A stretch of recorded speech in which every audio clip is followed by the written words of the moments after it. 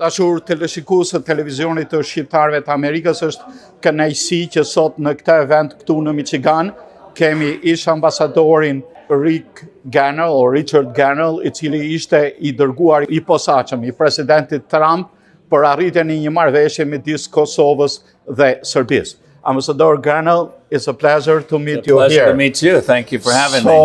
So, we just go to the focus. Yeah. You have been involved as an envoy for the possible realization of the pacification between Kosovo and Serbia. And that's very important argument. Yeah.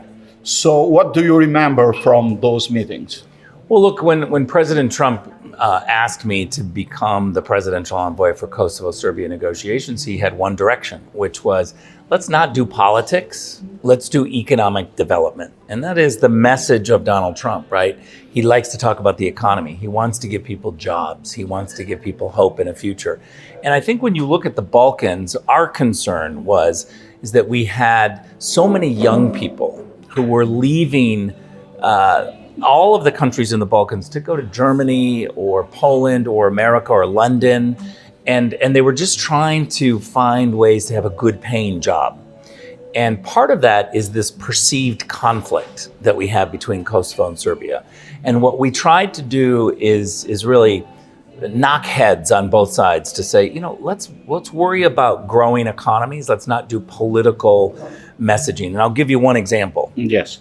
I don't think that it's important to sit around a table with politicians and try to demand that each side do mutual recognition. I don't think it helps. I don't think you have to like the other side. Okay, you don't like the other side. I think you just got to grow economies and you got to give your young people well-paying jobs. And that's what we want to see. And certainly I think Albania is doing a great job of that. When you look at the Albanian coast and how much tourism is exploding through the Albanian coast, that's a concentration on economics. Okay, but do you think that you redo the same meeting if you are elected in the Trump administration after 4 years now? Yeah. I mean, let's see. Right now we're concentrating on Michigan where we are because we got to win Michigan. And there's a lot of Albanians here. So I hope the Albanians will recognize that all of the work that the Trump administration did to bring peace in the Balkans and bring economic development and trade agreements and peace agreements, all of that is really good for Albanian Americans. So we want to concentrate on Michigan and Pennsylvania, where those are two key states right now in the election, and that's what my focus is. Do you think that part of the first agreement was exchange of territories? No, I've never had that conversation. You never? Never. And I've said this probably 10 times.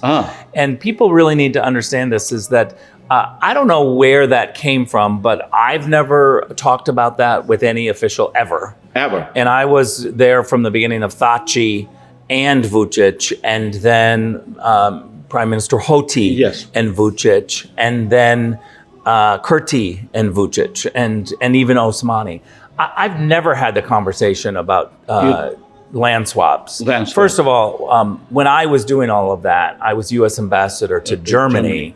And Chancellor Merkel made it very clear that in Europe, they don't want to talk about land swaps. That's a slippery slope, as she would say. Yes.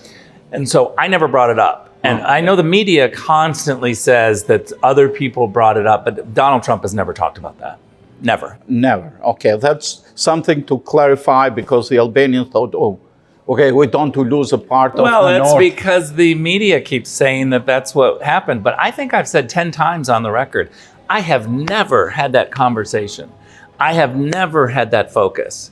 And yet it keeps coming up from the media. Yeah, maybe it was coming out because of the Gazivode. No, you know where I think it came from is that at one point John Bolton, who didn't really concentrate on the Balkans that much, but I think he had a meeting here and there, might have said something about that. But he never had a plan, and he certainly never brought that up to Donald Trump. And I think that's where it came up. But I was in charge of the Kosovo-Serbia negotiations, and I can tell you, it never came up. You recently met with the Serbian Kaljateni and so on. So not recently. I did that right after I left as envoy. in Washington, D.C., there were several congressmen who came together to have a briefing from the Serbian embassy. Yeah, and I participated in that. It's created an opinion if you are taking a Serbian side. How do you answer to the Albanians? I think that's baloney. Okay. I think when you look at negotiations for both sides, you got to be friends with both sides. Yes. You got to be able to bring both sides together. And I think when you look at what I've done to push the Serbs into negotiations, in the very beginning, there were a lot of things that they didn't like. There were a lot of things that Kosovo didn't like. But I tried to concentrate on the economics and to say, let's grow the economics. I'll give you one example. Mm-hmm.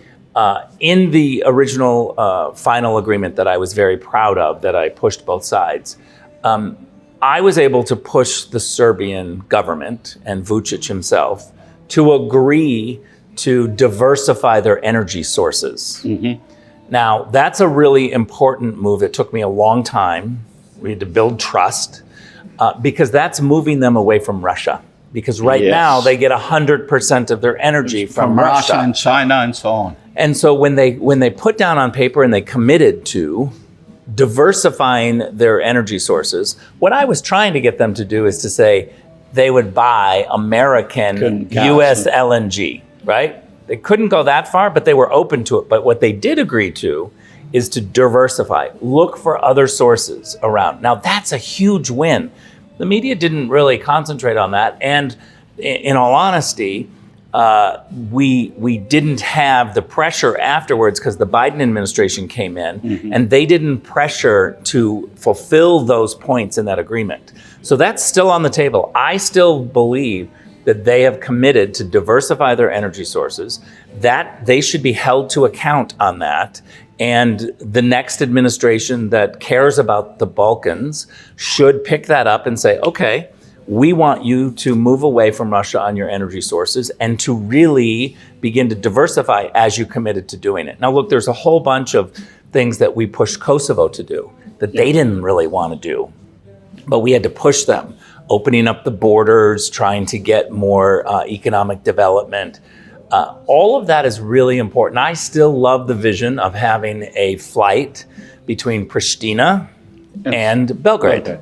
That was an agreement that they fulfilled. And Lufthansa came in and said, you know what, we'll help. That's never been followed up on. And so at the end of the Trump administration, we got this agreement at the end of the Trump administration. It should have been fulfilled and pushed by the Biden team, and it wasn't.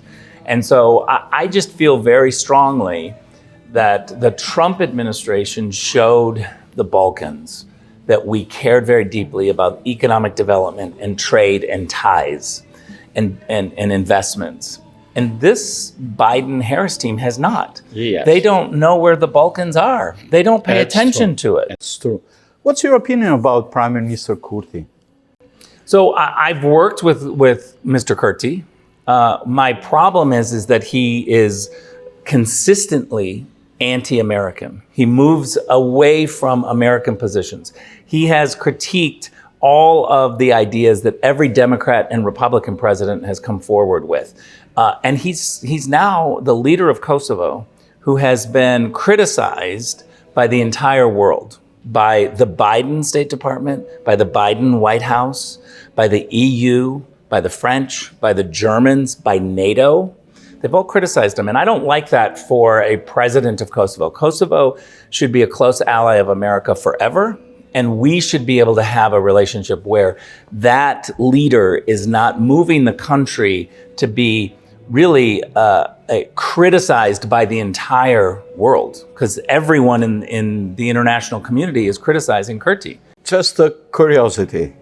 The persecutor of President Trump, Jack Smith, has been the persecutor of Thaci. Yes. There is a coincidence or there's something more? Well, look, I've done a lot of interviews on this. We could do a whole interview on this. But what I believe is that when we were making progress, that Jack Smith, who was at The Hague at the time, Yes. targeted President Thaci. Now, President Thaci is still in prison. It's an outrage. To me, it's an outrage. I actually, I don't feel good about that situation. I feel like We asked him to come to the US to negotiate, and he was penalized and thrown in jail for that.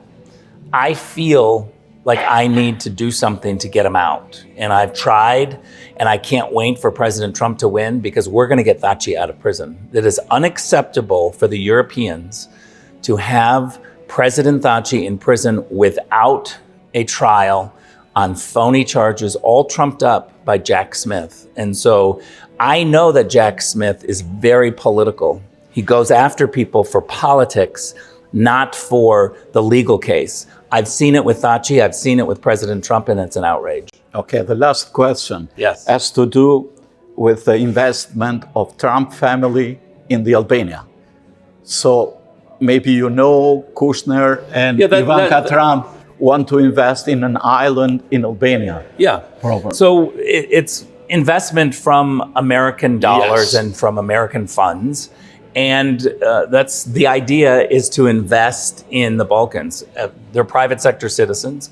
I encouraged this idea. I pushed for it. I think that it was a good idea to have private sector investment in the Balkans. We've talked about that for a long time.